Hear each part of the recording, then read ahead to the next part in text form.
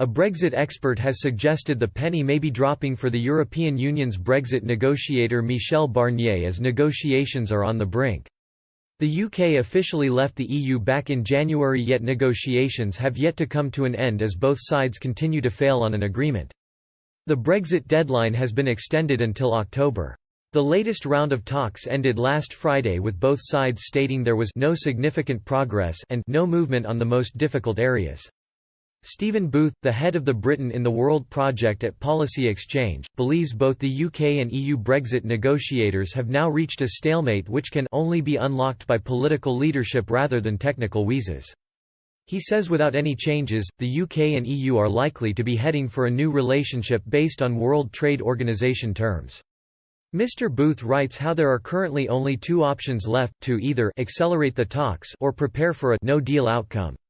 While writing a comment piece on the Conservative Home website, Mr. Booth claimed the Brexit negotiator Mr. Barnier has come to a realization. He said, in Brussels, the penny may be dropping for Barnier that, if the EU wants a trade deal with the UK, the current strategy is bound to fail. It was notable that at last week's press conference he appeared to implicitly concede that the EU might need to be more flexible on the knottiest issues, which are state aid and fishing. Mr. Booth went on to attack the EU, saying they are loath to open up a difficult internal negotiation on tariffs for certain industries.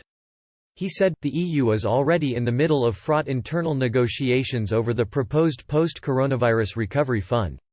One suggestion is that, since agreeing a deal with some tariffs would be too difficult in the timeframe, a deal might see some tariffs phased in over time, which would provide for managed UK-EU divergence.